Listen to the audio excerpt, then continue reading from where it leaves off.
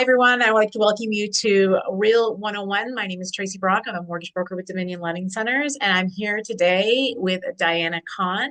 Thank you, Diana, for participating. Welcome. Thank you for having me. I'm so excited to be here. I always get so excited to talk about the stuff I love. How are you doing Good. today? I'm very good. Thank you. I'm very good. First and foremost, I have to congratulate you. I was looking on your social media account, and you recently were given an award. So, do you want to talk about that for a minute?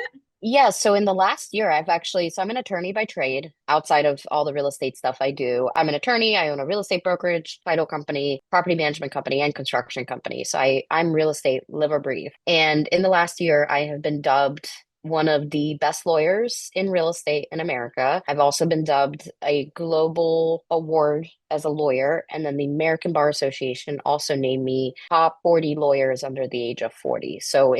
I'm tired. I'm Amazing. tired. That's amazing. Congratulations. Yeah, I mean, honestly, that's a big title and a busy day for sure. It must be. It is. I very firmly believe that, I know you said you're in real estate as well, and obviously brokerage related. I think when we do real estate, we're just working 9 to 5 unless we're building our own generational wealth. So I started with one company trying to help people, generate their own wealth, get into real estate investing, and next thing I knew, it just kind of spiraled. Great. Okay. Well, I think that leads us into the first question I have for you was with regards to your journey to empowering your legacies. So it all started when I was little. No, I'm kidding. I started doing short sales way before law school. I was right at a time, for those of you listening who maybe don't remember what short sales were, it was a time where the real estate market just wasn't doing so hot and people had quite a lot of money they owed on mortgages they couldn't sell. So we would have to negotiate with banks to accept less than the amount owed. And I started a short sale negotiation company that went from about 80 clients to 8,000. And we negotiated in the state of Maryland. And that's kind of how I started. And I realized that a lot of our own wealth and what we're capable of really starts with real estate. And that's kind of where my joy and pride started, with going to title and real estate brokerage. And then I started doing fix and flips and buy and holds. And then I went to law school thinking I'm just going to improve myself to be a better lawyer and know how I'm doing these things and do it ethically and within the realms where I'm making money, but also helping people. And very quickly, I became one of the best free lawyers, I think, in the state because I was just helping everybody. And I was just like, you know what? I need to make kind of this vertically integrated business that allows us to empower other people's legacies, whether or not it be through estate planning or we're talking about generational wealth or just fixing and flipping or doing any sort of real estate. And that's kind of where we started from. That's great. That's very inspiring, to be honest with you. It is true, though. It is a job that allows you to assist a lot of people in decisions that it's hard to make. It's the biggest purchase you're going to make. So, yeah, it's very empowering when you're able to do that. Estate planning is one of those things that, while I was growing up, at least, I always thought it was about who gets your stuff when you pass away. But it's so much more than that. It's about first preserving generational wealth, and it's also about limiting liability if you are in the real estate industry. And then it's also about protecting those you love. I think most people, when they think about estate planning, they think about, well, who's going to get my stuff? And maybe I don't have that much stuff. But it's so much more than that because if you don't set it up right, when you pass away, your family's going to be implicated by, capital gains, by taxes, by probate, by not only grieving you, but now having to deal with having one person less producing income or anything like that. And I learned a very staggering fact, which is people with a basic estate plan, if they pass away, their family will squander or use up or no longer have any money left over from you passing away within 7 years of you passing. 7 years. And that's the average. For those of you who may not know what a trust is, if you pass away with a trust, the third generation after you is still retaining 80% of wealth. And That, that, yeah, that's interesting. yeah. And I didn't grow up with a lot of money, so I always was told that, like, trusts are for rich people and trusts are for, the people that can afford it. And when I started my law firm and I started looking at these stats, I'm like, trusts are for people who understand them and they're for people who want to do better. And that's sort of where I'm trying to get this microphone in front of my face to kind of tell people, if you can afford to pass away with a home, you can afford to preserve your wealth. And let's talk about that. And let's talk about how a lawyer and a trust really should be for every person, not just for the rich or the higher taxed income bracket. Yeah, that's very true. And I think that's, knowledge is power for sure. So in your opinion, how does real estate play a role in building these legacies? So if you age in America for any particular reason, all of us are going to age, right? As you age, your real estate is actually one of your biggest assets. Intentional or not, whether or not you're like me and you own 100 rental properties or you just have one, your real estate or what you own, that's the equity that you have. But the problem is, as we age, that equity is also seen as what you can afford for long-term care, for assisted living, whether or not you qualify for Medicaid, whether or not you afford for any of those things. And also, while you're younger, or even if you're 65, it's also a liability factor. If I look you up and I see that you own 100 rental properties, all of a sudden I'm a lot more interested about whether or not I can sue you, whether or not, what your assets are like. So when it comes to sort of planning these things, we're really thinking about how can you protect yourself? How can you plan for Medicaid? How can you protect yourself from liability? How can you make sure that the real estate that you own not only is protected from incidents such as weather or, insurance claims or tenant claims, but also that you protect what you've lived for and lived in for the last 40 years. And that all ties in with estate planning and proper generational wealth protection. What are some common mistakes that people should avoid or be aware of? I think the biggest one is to just think that if you have a will, you're done. And when I talk about the difference between a will or what we call a basic estate plan versus a trust, I try to get rid of the attorney language. Really, I put together that an estate plan is really like having your own backpack, right? So if you follow this analogy, which is really silly, it just takes you a very long way.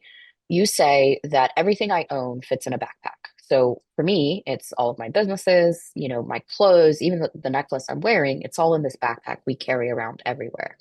When you pass away and you have a basic estate plan or no estate plan, your life continues as far as bills, responsibilities, what you might owe for your kids, etc. But that backpack has now dropped to the floor and has no instructions to your family on what to do with it. And a basic estate plan is picking it up, taking it to a courthouse and saying, "Hey, my mom passed away. Here's her stuff." Great. Thank you so much. But then there's taxes, there's the ability of paying off long-term care, any sort of debt that you have. When we talk about creating a trust, which everybody should do more than just a basic estate plan, we are actually going to create a brand new backpack, one that you weren't born with, one that wasn't handed to you, but it's one that you create for your own generational wealth. And you're going to say, this backpack is not mine, it belongs to my children and my children get it when I pass away, but I'm gifting it to them right now while I'm alive. So if you're following this visual, now you're going to walk around with two backpacks, right? The one that you're born with and the trust bag. You've separated this entity from yourself. So now when you pass away, your children just pick up that bag and take it because it was a gift to them. They owe less taxes. There's less ability to go through probate. There's no debt. I think the biggest mistake people make is thinking, I can't afford to do that.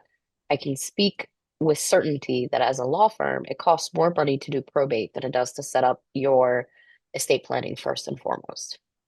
Great. And what would you say the legacy blueprint is? Legacy blueprint is several things. Invest in real estate. If you're not investing yet, do it now. It's Put never too money late. into real estate.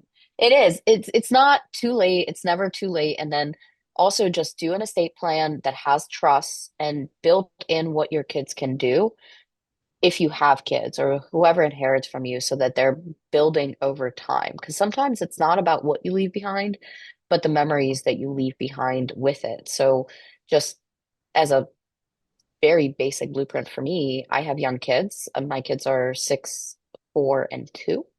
So if I pass away right now, my trust says that my kids only get 10% of my wealth until the age of 21.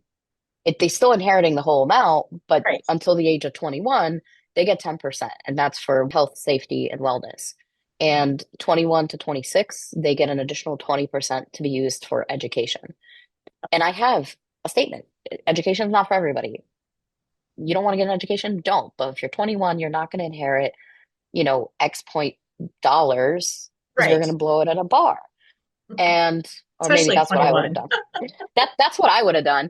And then 25 to 35, my trust specifically says that you're going to use an additional 20% of the wealth I've left behind to purchase your first residential property and then also an investment property. But you need to qualify for the mortgage or the loan first without any money from my inheritance. So Right. now I've left this blueprint for my kids up to the age of 35, where whether or not I pass away with $10 or $1 million, they're going to be sort of left with sort of like cookie pieces of information that I've left that I think is going to continue their wealth and protect them through the ups and downs of life. And that's sort of a legacy blueprint that you can put in for anybody, whether or not yours is intended for kids or a spouse or just for yourself and those you love around you. I think I'd have to do that for my spouse 100%. There you go. I, Hopefully, I hopefully he doesn't watch this. I had a lady one time, I love this lady. She passed away unfortunately, but she was one of my first clients when I started doing estate planning. And she told me that she wanted her children to care for her parrot in her house. And whoever watched the parrot until the parrot died would inherit over $6 million. Did I question this when I wrote it? No. Did I write it? Yes. Did I Google it after she died and find out that parrots live for 75 years? I did. This lady, I gotta tell you, she's in the grave right now, but I think about her daily. Like that woman, God bless her, because she knew what she was doing with her kids. Yeah, for And sure. she didn't ask me to write any provisions about what would happen to the parrot if somebody decided to kill it. So the parrot didn't live long, unfortunately, but her children definitely got the money. So Wow. So when you're protecting, how do you protect your real estate investments? make sure you So this is such a tricky question for lawyers because most lawyers are say one LLC per rental property, and then your primary residence needs to be put into something. What I tell people is make sure that you are protected from a liability standpoint. Have a holding company, have a trust to separate your personal assets from your investments. And then also make sure that you have LLCs that are done. If you're doing fix and flips, make sure you're doing them accurately. I think a lot of people grow really quickly in real estate and they just sort of get so big and then they're like, how do I protect my assets? And that question usually comes with the first time somebody says, I bought an as is home and all of a sudden you didn't pull permits or you didn't do something. And I think all of us have this intention of doing everything right, but the statute of limitations on problems when you're investing in real estate is so long. So you need to make sure that your personal assets, what you've actually built up like a nest egg for your family, is always there and protected for you. Great. And what lessons have you learned from your clients? Like what Oh gosh. main lesson, I guess? I'm sure you could go on forever.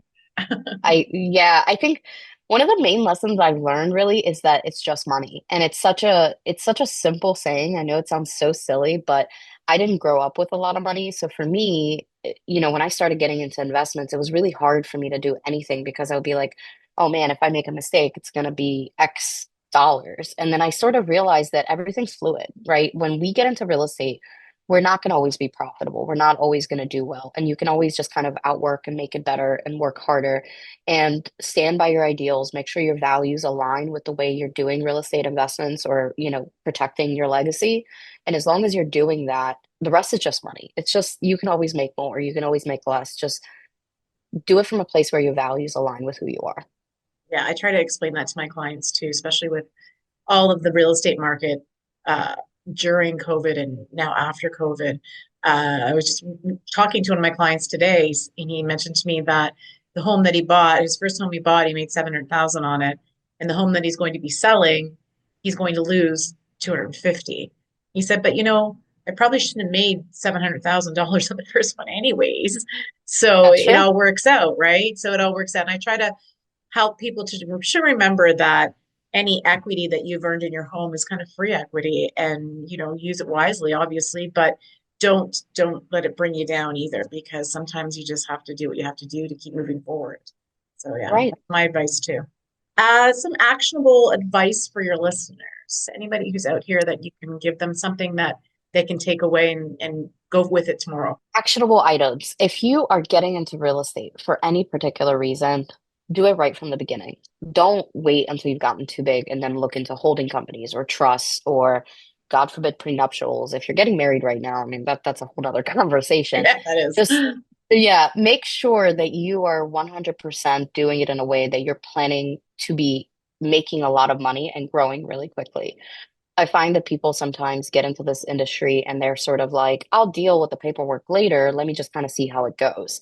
Don't do that. You're not setting yourself up for success if you're not planning to be a millionaire in 2, 3 years. Set it up so that you, when you hit your first million, you look back and you're like, I did everything right. My paperwork was right. And probably the second thing I'd say, which is I think the most controversial I'll say on this podcast, is that prepare to be sued.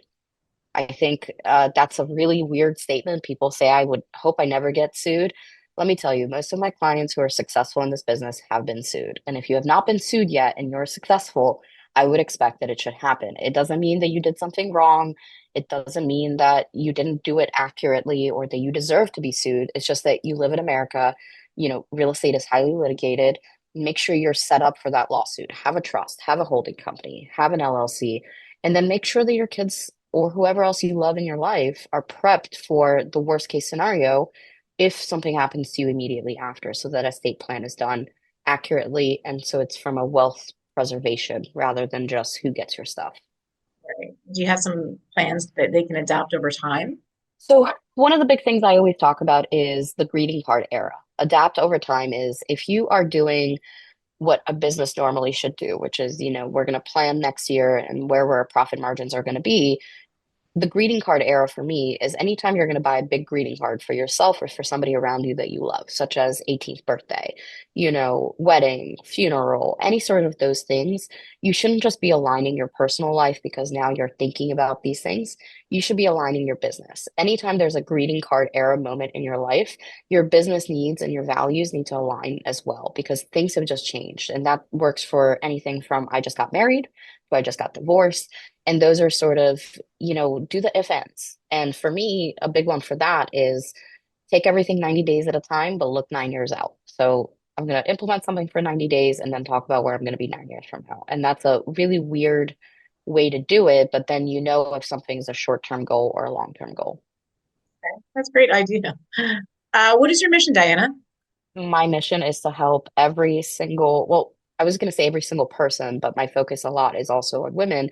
It's just to get into breaking away from this 9 to 5 monotony of just making, an income and really helping understand that everything is fluid now. We can generate wealth in a lot of different ways, and there's ways to educate people on that. And I think there's a lot of red tape within that. And my goal and just kind of what I want to do for this world is to tell them there's people like me who will give you my cell phone number. You want to do something really crazy, you want to do something on social media, there's ways to do that. And it's not this like it's not what we're used to anymore. So adapt and make sure you have the proper tools. And those tools are a lot more attainable than you would think. Do you have some resources that you would share with us?